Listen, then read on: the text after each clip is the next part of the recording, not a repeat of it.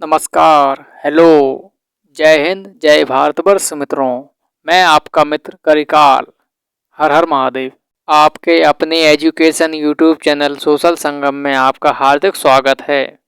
जो भी छात्र भविष्य में किसी प्रतियोगी परीक्षा में सम्मिलित होने का स्वप्न देख रहे हैं, उन्हें 6वीं से लेकर 12वीं तक की एनसीईआरटी या तमिलनाडु बोर्ड की पुस्तकों को अवश्य ही पढ़ना चाहिए।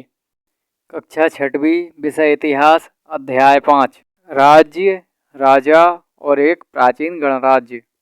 चुनाव का दिन। जब शंकरन उठा तो उसने देखा कि उसके नाना नानी वोट डालने जा रहे थे। दरअसल वे चुनाव केंद्र पर सबसे पहले वोट डालना चाहते थे। शंकरन जानना चाहता था कि आखिर वे इतने उत्साहित क्यों थे। उसके नाना जी ने उसे जल्दी में समझाने की कोशिश की और कहा, आज हम अपने शासकों का चुनाव करने जा रहे हैं। कुछ लोग शासक कैसे बने। लगभग 50 वर्षों से हम अपने शासकों का चुनाव मतदान के जरिए करते आ रहे हैं, लेकिन बहुत पहले लोग शासक कैसे बनते थे। हमने अध्याय 4 में यह पढ़ा कि कुछ राजा संभवतः जन यानी लोगों द्वारा चुने जाते थे, परंतु करीब 3000 साल पहले राजा बनने की इस प्रक्रिया में कुछ परिवर्तन दिखाई दिए। कुछ लोग बड़े बड़े यज्ञों को आयोजित कर राजा के रूप में प्रतिष्ठित हो गए। अश्वमेध यज्ञ एक ऐसा ही आयोजन था। इसमें एक घोड़े को राजा के लोगों की देखरेख में स्वतंत्र विचरण के लिए छोड़ दिया जाता था। इस घोड़े को किसी दूसरे राजा ने रोका तो उसे वहां अश्वमेध यज्ञ करने वाले राजा से लड़ाई करनी पड़ती थी। अगर उन्होंने घोड़े को जाने दिया तो इसका मतलब यह होता था कि अश्वमेध यज्ञ करने वाला राजा उनसे ज़्यादा शक्तिशाली था। इसके बाद उन राजाओं को यज्ञ में आमंत्रित किया जाता था। यह यज्ञ विशिष्ट पुरोहितों द्वारा संपन्न किया जाता था। इसके लिए उन्हें उपहारों से सम्मानित किया जाता था। अश्वमेध यज्ञ कराने वाला राजा बहुत शक्तिशाली माना जाता था। यज्ञ में आमंत्रित सभी राजा उसके लिए उपहार लाते थे। इन सभी आयोजनों में राजा का मुख्य स्थान होता था। उसे राज सिंहासन या बाघ की खाल के एक विशेष आसन पर बिठाया जाता था।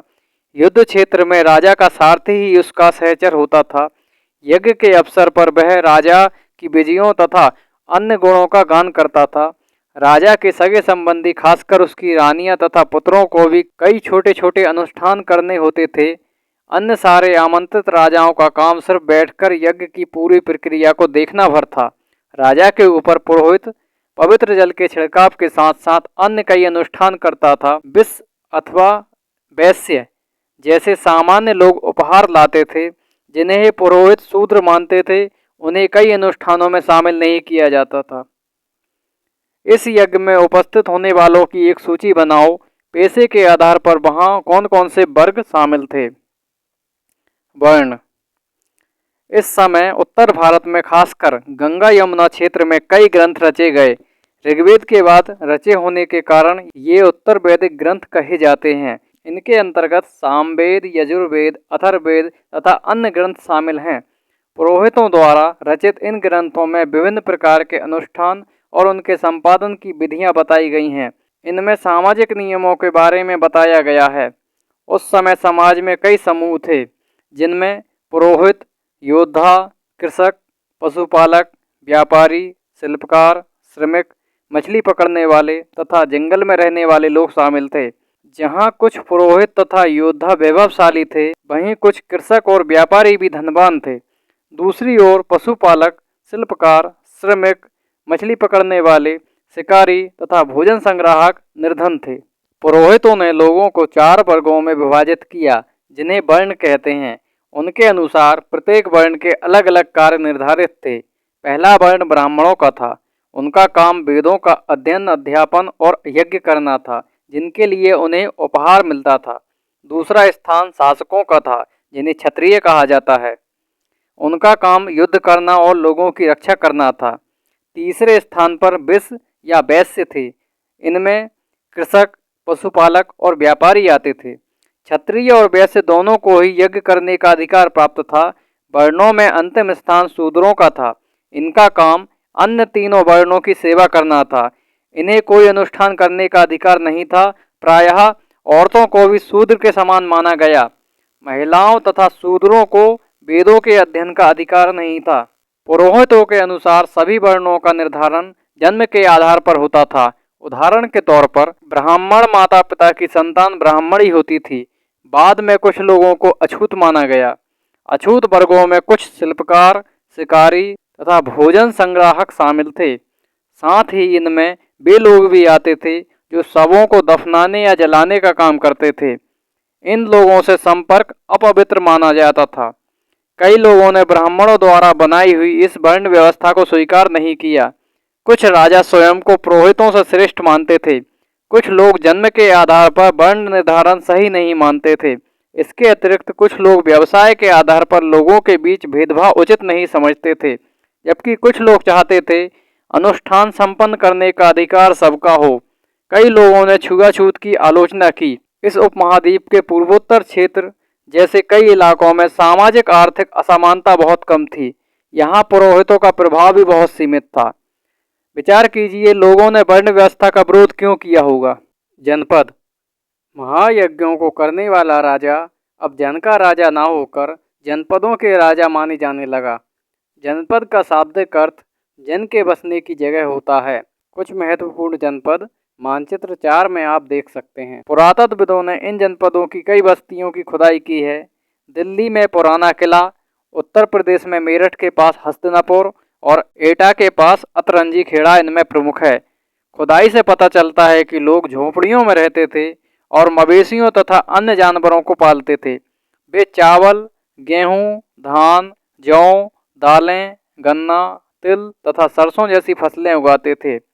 क्या इस सूची में आपको किसी ऐसी फसल का नाम मिला है जिसका उल्लेख अध्याय 3 में नहीं किया गया है।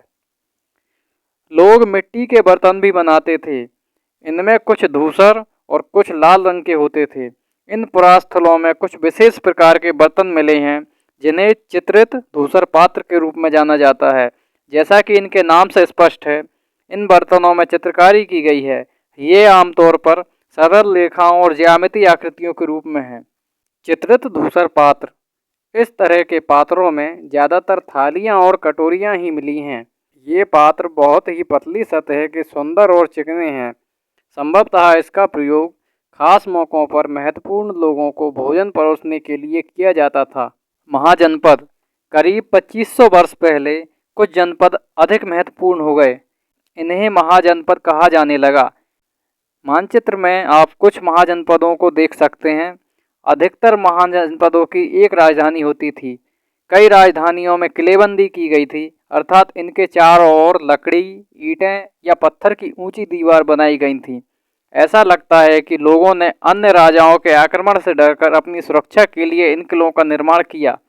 कुछ राजा अपनी राजधानी के चारों ओर विशाल, ऊंची और प्रभावशाली दीवार खड़ी कर अपनी समृद्धि और शक्ति का प्रदर्शन भी करते थे। इस तरह से किले के अंदर रहने वाले लोगों और उस क्षेत्र पर नियंत्रण रखना भी सरल हो जाता होगा। इस तरह की विशाल दीवार बनाने के लिए व्यापक योजनाओं की आवश्यकता थी और लाखों की संख्या में ईंटों तथा पत्थरों का इंतजाम करना पड़ता था। हजारों स्त्री पुरुषों तथा बच्चों ने इसके लिए अथक परिश्रम किया होगा। इनके लिए संसाधनों की आवश्यकता पड़ती होगी। अब राजा सेना रखने लगे थे। सिपाहियों को नियमित वेतन देकर पूरे साल रखा जाता था। कुछ भुगतान संभवतः आहत सिक्कों के रूप में होता होगा। इन सिक्कों के बारे में आप अध्याय 8 में जानकारी प्राप्त करेंगे। विचार कीजिए, महाजनपदों के राजा ऋग्वेद में उल्लेखित राजाओं से किस प्रकार भिन्न थे। कोई दो अंतर बताइए। कौशाम्बी किले की दीवार। यह चित्र आधुनिक उत्तर प्रदेश के इलाहाबाद के पास मिली ईंट की दीवार का अवशेष है। इलाहाबाद को वर्तमान में प्रयागराज कहा जाता है। इसके एक भाग का निर्माण संभवतः 2500 वर्ष पूर्व हुआ था। कर। महाजनपदों के राजा विशाल किले बनवाते थे और बड़ी सेना रखते थे, इसलिए उन्हें प्रचुर संसाधनों की आवश्यकता होती थी। इसके लिए उन्हें कर्मचारियों की भी आवश्यकता होती थी। अतः महाजनपदों के राजा लोगों द्वारा समय पर लाए गए उपहारों पर निर्भर न होकर अब नियमित रूप से कर वसूलने लगे। फसलों पर लगाए गए कर सबसे महत्वपूर्ण थे, क्योंकि अधिकांश लोग कृषक ही थे। प्रायः उपज का 1/6 हिस्सा कर के रूप में निर्धारित किया गया, जिसे भाग कहा जाता था। कारीगरों के ऊपर भी कर लगाए गए, जो प्रायः श्रम के रूप में चुकाए जाते थे। जैसे कि एक बुनकर, लोहार या सुनार को राजा के लिए महीने में 1 दिन काम करना पड़ता था। पशुपालकों को जानवरों या उनके उत्पाद के रूप में कर देना पड़ता था। व्यापारियों को सामान खरीदने बेचने पर भी कर देना पड़ता था।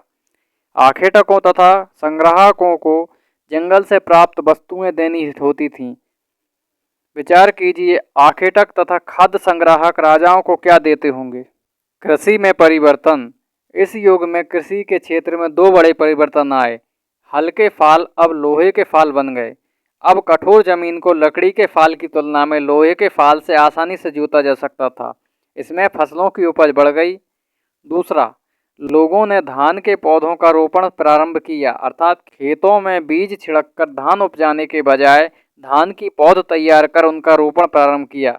अब पहले की तुलना में बहुत ज़्यादा पौधे जीवित रह जाते थे, इसलिए पैदावार भी ज़्यादा होने लगी। इसमें कमर तोड़ परिश्रम लगता था। ये काम ज़्यादातर दास, दासी तथा भूमिहीन खेतीहर मजदूर, जिन्हें कम्मरकार कहते थे, वह करते थे। विचार कीजिए, क्या आप बता सकते हो कि राजा इन परिवर्तनों को प्रोत्साहन क्यों देते होंगे। सूक्ष्म निरीक्षण। नंबर 1, मगध। मगध साम्राज्य। मानचित्र में आप मगध ढूंढिए। लगभग 200 साल के भीतर मगध सबसे महत्वपूर्ण जनपद बन गया। गंगा और सोन जैसी नदियां मगध से होकर बहती थीं। ये यातायात, जल वितरण, जमीन को उपजाऊ बनाने के लिए बहुत महत्वपूर्ण थीं। मगध का एक हिस्सा जंगलों से भरा था। इन जंगलों में रहने वाले हाथियों को पकड़कर और उन्हें प्रशिक्षित कर सेना के काम में लगाया जाता था। यही नहीं, जंगलों से घर, गाड़ियाँ तथा रथ बनाने के लिए लकड़ी मिलती थी। इसके अलावा इस क्षेत्र में लौह अयस्क की खदानें हैं। मजबूत औजार और हथियार बनाने के लिए ये महत्वपूर्ण थे। मगध में दो बहुत ही शक्तिशाली शासक बिंबिसार तथा अजातशत्रु हुए। यह दोनों हर्यक वंश से थे। अन्य जनपदों को जीतने के लिए ये हर संभव साधन अपनाते थे। महापद्मनंद एक और महत्वपूर्ण शासक थे। यह नंद वंश से थे। उन्होंने अपने नियंत्रण का क्षेत्र इस उपमहाद्वीप के उत्तर पश्चिमी भाग तक फैला दिया था। बिहार में राजगृह, आधुनिक राजगीर, कई सालों तक मगध की राजधानी बनी रही। बाद में पाटलिपुत्र, वर्तमान में पटना को राजधानी बनाया गया। 2300 साल से पहले की बात है। मैसेडोनिया का राजा सिकंदर विश्व विजय करना चाहता था। पूरी तरह सफल न होने पर भी वह मिस्र और पश्चिमी एशिया के कुछ राज्यों को जीतता हुआ भारतीय उपमहाद्वीप में ब्यास नदी के किनारे तक पहुंच गया। जब उसने मगध की ओर कूच करना चाहा तो उसके सिपाहियों ने इनकार कर दिया। वे इस बात से भयभीत थे कि भारत के शासकों के पास पैदल, रथ और हाथियों की बहुत बड़ी सेना थी। विचार कीजिए, इन सेनाओं और ऋग्वेद में उल्लेखित सेनाओं के बीच आपको क्या अंतर दिखाई देता है। दूसरा था बज्जी संघ। जैसा कि आपने ऊपर पढ़ा, मगध एक शक्तिशाली राज्य बन गया था। उसके नज़दीक ही बज्जी राज्य था, जिसकी राजधानी वैशाली, वर्तमान बिहार थी। यहाँ एक अलग किस्म की शासन व्यवस्था थी, जिसे गण या संघ कहते थे। गण या संघ में कई शासक होते थे। कभी कभी लोग एक साथ शासन करते थे, जिसमें से प्रत्येक व्यक्ति राजा कहलाता था, और ये सभी राजा विभिन्न अनुष्ठानों को एक साथ संपन्न करते थे। सभाओं में बैठकर ये बातचीत, बहस और वाद विवाद के जरिए तय करते थे कि क्या करना है और किस तरह करना है। शत्रुओं के आक्रमण से निपटने के लिए वे मिलकर चर्चाएं करते थे। स्त्रियां, दास और कम्मरकार इन सभाओं में हिस्सा नहीं ले सकते थे। बुद्ध तथा महावीर, जिनके बारे में आप अध्याय 6 में पढ़ेंगे, दोनों ही गण या संघ से संबंधित थे। बौद्ध साहित्य में संघ के जीवन का बहुत ही सजीव वर्णन मिलता है। गण। गण शब्द का प्रयोग कई सदस्यों वाले समूह के लिए किया जाता था। संघ। संघ अर्थात संगठन या सभा। बज्जी संघ का यह वर्णन दीघ निकाय से लिया गया है। दीघ निकाय एक प्रसिद्ध बौद्ध ग्रंथ है, जिसमें बुद्ध के कई व्याख्यान दिए गए हैं। इन्हें करीब 2300 वर्ष पहले लिखा गया था। अजातशत्रु और बज्जी संघ। अजातशत्रु बज्जी संघ पर आक्रमण करना चाहते थे। उन्होंने अपने मंत्री वत्सकार को बुद्ध के पास सलाह के लिए भेजा। बुद्ध ने उनसे पूछा कि क्या बज्जी सभाएं नियमित रूप से होती हैं तथा उनमें सभी सदस्य उपस्थित होते हैं। जब उन्हें पता चला कि ऐसा होता है, उन्होंने कहा कि बज्जीवासी तब तक उन्नति करते रहेंगे जब तक वे पूर्ण और नियमित सभाएं करते रहेंगे, आपस में मिलजुल कर काम करते रहेंगे, पारंपरिक नियमों का पालन करते रहेंगे, बड़ों का सम्मान, समर्थन और उनकी बातों पर ध्यान देते रहेंगे। बज्जी महिलाओं के साथ जोर जबरदस्ती नहीं करेंगे और उन्हें बंधक नहीं बनाएंगे। शहरों तथा गांवों में चैत्यों का रखरखाव करेंगे, विभिन्न मतावलंबी संतों का सम्मान करेंगे और उनके आने या जाने पर कोई रोक नहीं लगाएंगे। विचार कीजिए, बज्जी संघ अन्य जनपदों से कैसे भिन्न था? कम से कम 3 अंतर बताइए। कई शक्तिशाली राजा इन संघों को जीतना चाहते थे। इसके बावजूद उनका राज अब से लगभग 1500 वर्ष पहले तक चलता रहा। उसके बाद गुप्त शासकों ने गण और संघ पर विजय प्राप्त कर उन्हें अपने राज्य में सम्मिलित कर लिया। इनके बारे में आप अध्याय 10 में पढ़ेंगे। अन्यत्र अपने एटलस में यूनान और एथेंस को ढूंढो। लगभग 2500 वर्ष पहले एथेंस के लोगों ने एक शासन व्यवस्था की स्थापना की जिसे प्रजातंत्र या गणतंत्र कहते हैं। यह व्यवस्था लगभग 200 साल तक चली। इसमें 30 साल से ऊपर के उन सभी पुरुषों को पूर्ण नागरिकता प्राप्त थी जो दास नहीं थे। वहाँ एक सभा थी जो महत्वपूर्ण विषयों पर निर्णय लेने के लिए साल भर में कम से कम 40 बार बुलाई जाती थी।